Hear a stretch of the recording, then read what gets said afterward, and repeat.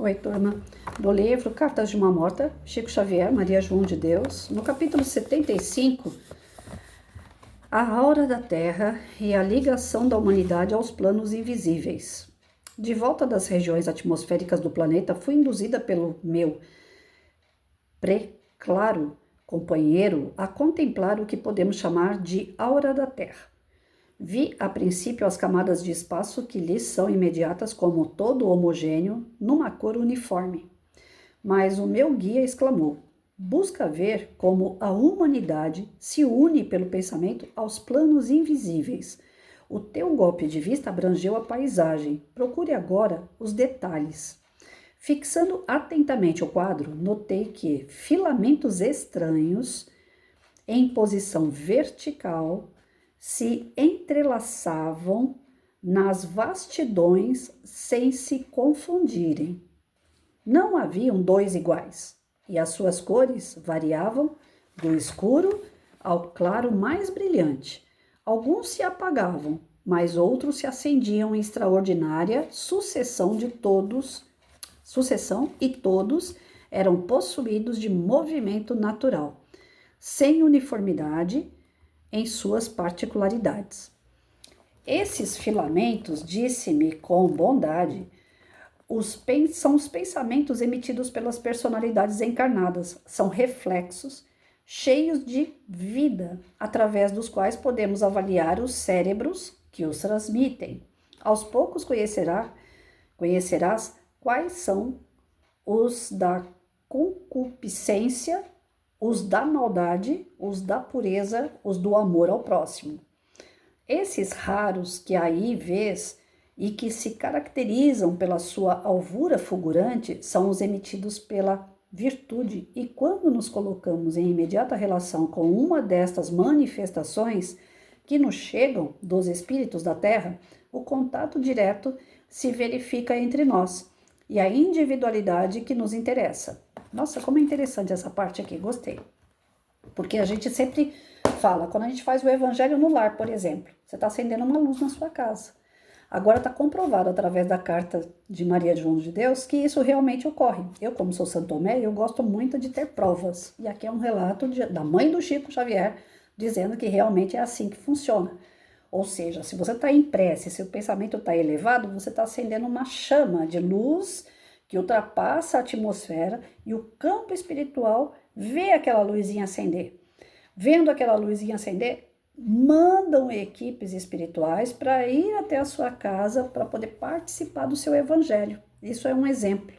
Mas você pode estar tomando banho de repente e estar fazendo uma oração. Eles vão ver essa luzinha se acender e vão vir até você, lógico, com devido respeito e privacidade. Nenhum espírito de luz, ele é curioso à nossa intimidade. Então, eles respeitam a nossa intimidade. Eu vi há muitos anos atrás, quando eu fui fazer o estudo sobre mediunidade, e eles disseram assim, na hora de um momento de relação sexual entre um homem e uma mulher, aquele momento ali é protegido pela espiritualidade se os dois estiverem com um pensamento de amor, de união por amor, né? Porque eles realmente se gostam muito. A espiritualidade superior, eles protegem aquela energia fica entre o casal. Então existe a troca do homem com a mulher, com uma troca energética muito forte, que a questão sexual é a parte mais forte que nós temos energeticamente falando. Então eles montam como se fosse, como que a gente fala quando a gente, é o tipo de uma estufa, como é que eu vou falar? Uma proteção forte, energética, que essas energias não se perdem, não chega a lugar nenhum, só fica entre o casal. Mas se o casal acabou de conhecer e teve uma relação sexual ali esporádica por um desejo afoito, algo assim, né, eles não têm proteção nenhuma, porque não existe um elo de amor forte que segure essa energia e a espiritualidade possa conter. Geralmente quem se encontra assim esporadicamente e tem um momento de relação sexual, o pensamento só está no sexo pelo sexo.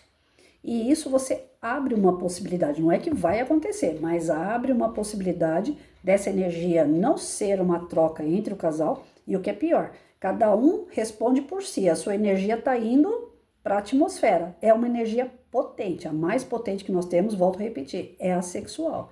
Então exala aquela energia forte, potente, E quem é que vai pegar? Os amigos espirituais inferiores, que são tidos pela doutrina espírita como são aqueles vampiros, né? O espírito precisa de energia para se manter. Se vocês forem ver a literatura espírita, eles contam o tempo todo isso, que os espíritos não vivem de água, de comida, não, eles vivem de energia.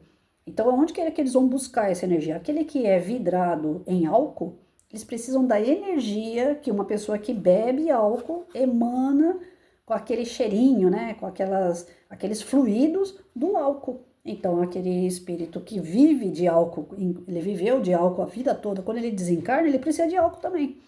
Ele não vai poder pegar uma garrafa e beber, então ele vai andar com quem exala energia fluídica com esse teor de álcool.